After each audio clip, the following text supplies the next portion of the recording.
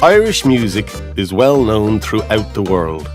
From Sydney to Buenos Aires, from London to New York, you can hear an Irish song, dance to a reel, and take a drop of Irish whiskey. It is a sad thing, though, to see an Irishman far from home who is too fond of his glass.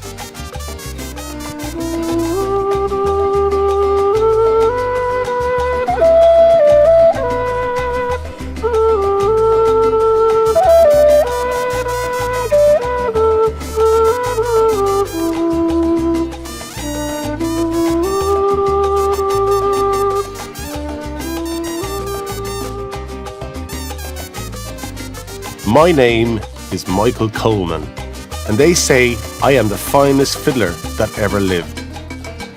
They say I put a twist to a tune. I add something to it that no one else can. I have never been sure of where the twist comes from.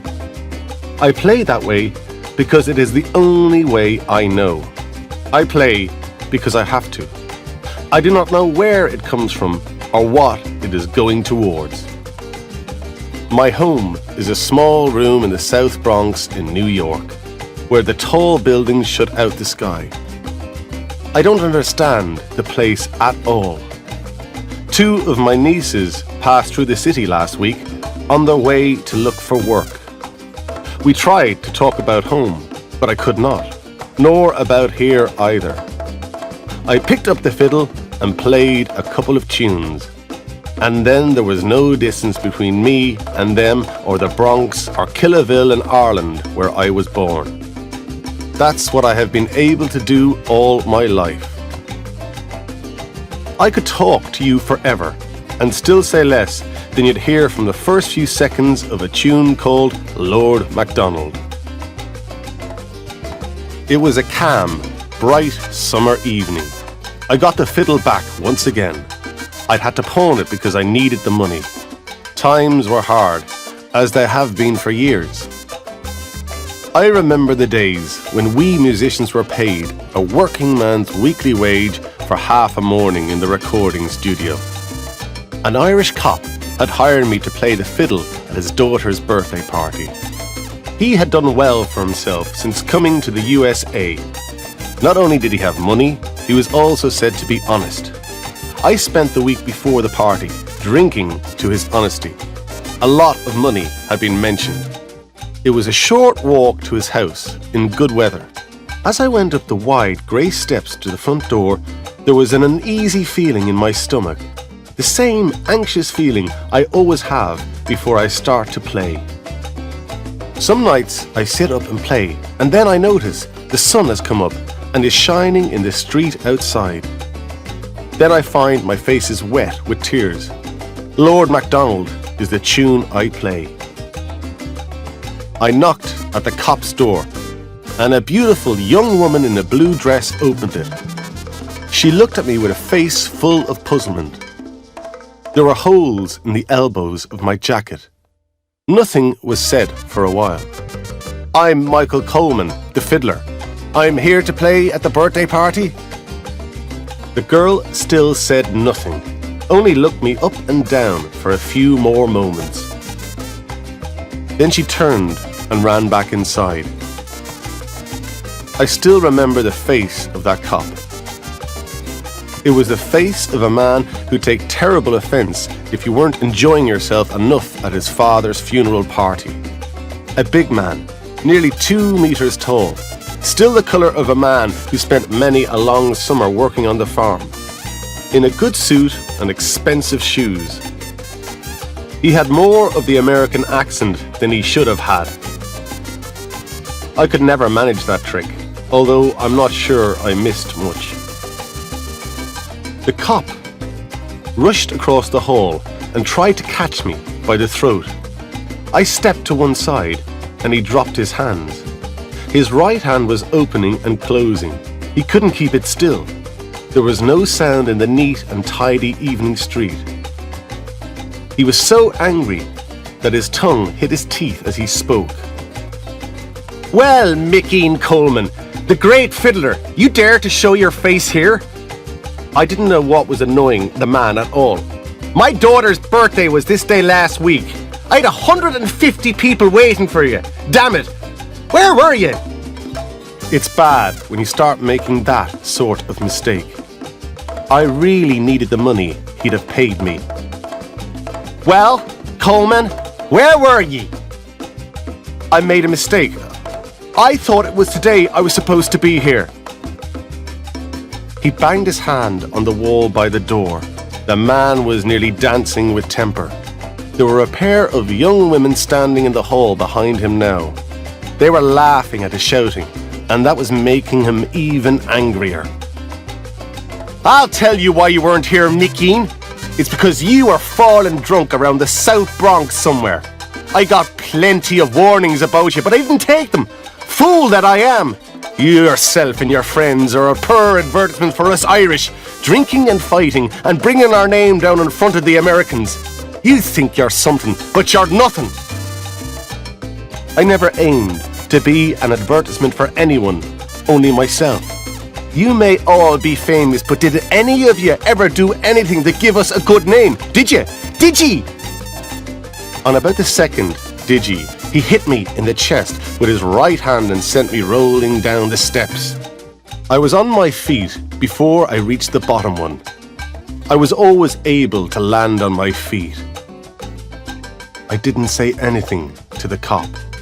I never even said goodbye. It was a grand evening. There wasn't enough wind to move grass. I just walked off with the fiddle under my arm, safe. It cost people a lot more than their fare for the ship when they came over here. Some of them lost all sense of who they were. The cop wasn't the worst of them. A lot of them wouldn't let you near enough their house to be able to throw you off their steps. They'd be ashamed in case someone caught them listening to old Irish tunes like the Sligo Maid or the Kerryman's Daughter. The same people even tried to destroy their accent, cutting bits off it like a man trying to give a block of wood a new shape. At one time, there was always a place for us, a place for those who made others dance. Maybe people don't want to be reminded about what they came from. Because they're frightened, they haven't moved as far away from it as they think they have. The fiddle was pawned again, and I was in a bar, a quiet bar, drinking whiskey. I learned to drink at those dances where you'd accidentally break a string on your fiddle if they weren't refilling your glass quickly enough. I used to take my whiskey with friends and laughter then. Now, I like to drink alone. The drink only makes me feel okay these days. Still, in bad times, okay is good. The twist, that's what they say I have. What I put into a tune that the others can't.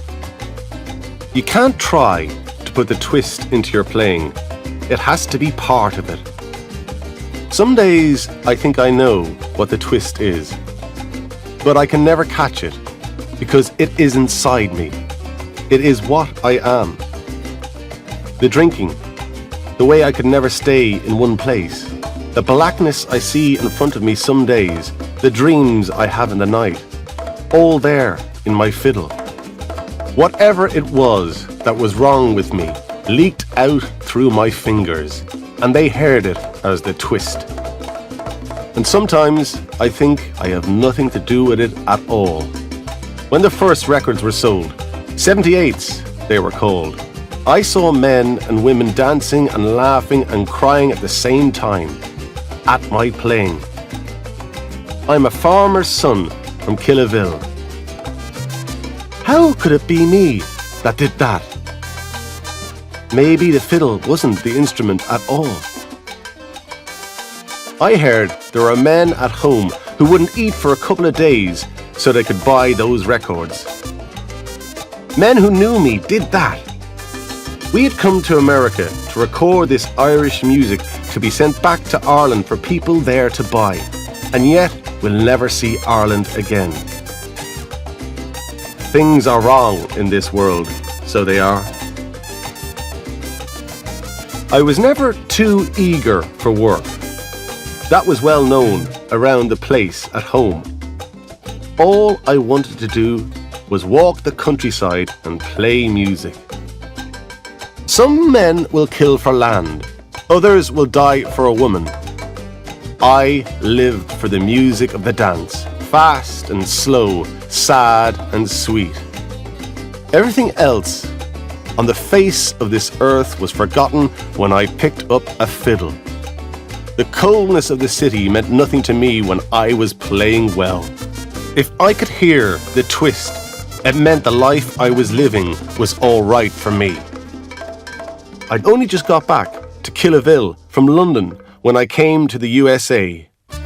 Big cars and bright lights, a law against drinking, theatres full of girls singing and dancing, and dollars. You couldn't feel right in it unless you were born in it, and even then, you might not. You'll always look back at the place you came from and think it was better.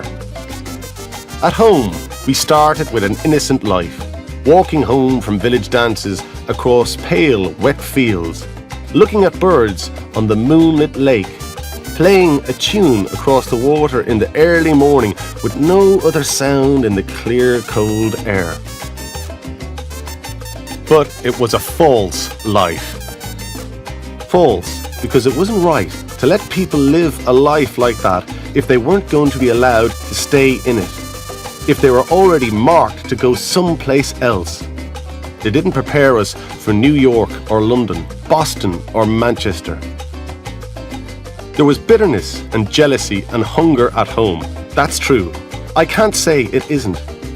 But is it fair to be punished with a slow death from a bleeding wound? I look at people's faces when they hear the names of tunes from home. The boys of Ballysadare and the plains of Boyle, and I know they are dying inside. The night the cop threw me down the steps, I called at Seamus Anderson's house. I was full of whiskey, but I knew he had a fiddle in the house. I wanted to sit up and play music all night. I needed to feel that moment in the back of my head when I would know I'd got there. And then it would disappear before I could catch it, and I would have to try and create it again. Seamus owned a bar. Like the cop, he lived in a good house in a good area. I managed to open the garden gate, although I couldn't see straight. But I could hear a tune in my head that would cure me if I was only allowed to play it. I never played a tune badly in my life. The drink would change everything around in my head, but I would still play the same as ever. The twist would always be there. I knocked on Seamus Anderson's door. There was light inside, but there was no answer. There were plenty of voices. A light came on in the hall, so I tried to concentrate and look sober. Seamus was a church-going man who was strongly opposed to drink, although that didn't stop him selling it. I held my breath and tried to force my eyes to look in the one place at the one time. All it did was make my head go round. I fell against the door. A woman's voice shouted, "Who's that at this hour of the night?" "Michael Coleman. Tell Seamus Michael Coleman is here to play a tune. To play Lord Mcdonald. Michael Coleman has landed from Killaville." "Wait there," she said, and walked away back into the house. I knew that if I didn't get into the light, something awful was going to happen. There was a lot of noise inside. It seemed a long while before she came back. "Seamus Anderson isn't home tonight. He's out of town." He had been out of town the last 5 times I'd been to the house. Still, he was a busy man, a businessman. I still felt bad, so I leaned against the door and hoped the black waves in front of my eyes would disappear. I could hear a man's voice inside the house. "Is Coleman gone? That man is nothing but trouble when he has drink in him." The voice could have been Seamus Anderson's, but I was not certain. I banged on the door and shouted for them to let me in. There was another voice, a harder one, with an unpleasant laugh. "Get out of here! Go on, get out of here!" And then to someone else, "You only have to lift him and he'll fall." In a narrow back street, me lying on a pile of rubbish, and a good number of rats. You'll always know rats because they sit up and look you straight in the eye to let you know that's how carefully they're watching you. I thought these were real rats, not the rats I see when I've had a couple of drinks. Lord Mcdonald was playing in my head. There was a cop walking towards me. I realized my nose had been bleeding for a while and the front of my jacket was covered in blood. The cop was cautiously tapping his stick against the inside of his left hand as he walked slowly towards me. I stood up and stepped out from the wall, into the light. "Officer, I was only taking a rest." They take drunks down to the police station and beat them unconscious with sticks. Sometimes they kill them for the fun of it. "Christ, it's Michael Coleman. Michael Coleman, the great fiddle player. We've got a whole pile of your 78s at home.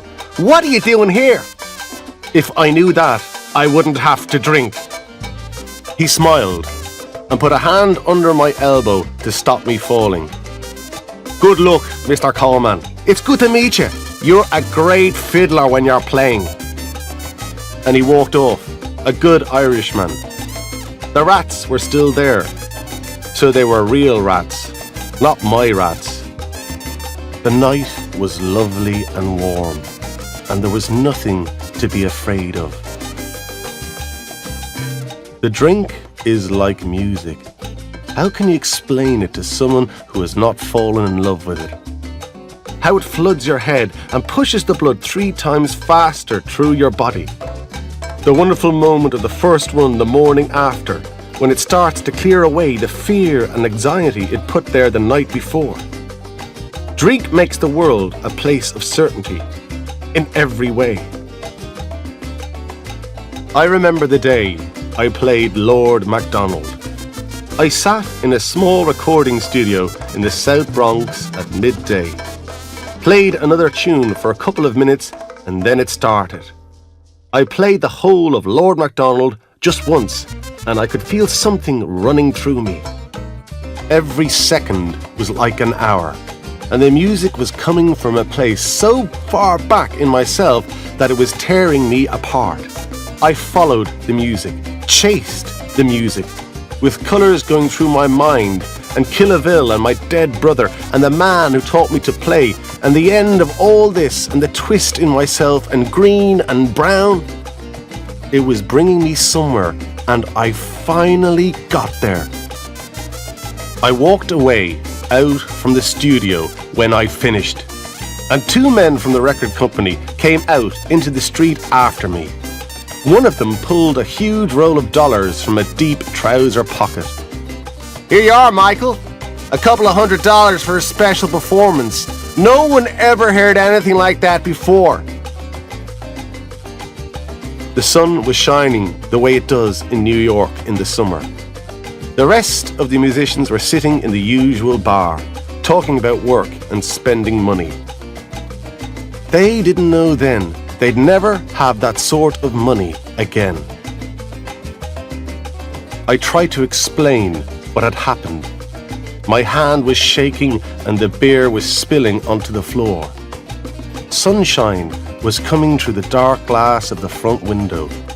Blue-coloured light with dust flying round in it. I had got there. I looked at my fingers and said, there would be so many more tunes that I would play like this. But it never came again. Not that way. There was just that one day before it all finished for me. Lord Mcdonald was the tune. My name is Michael Coleman. And they say I'm the finest fiddler that ever lived.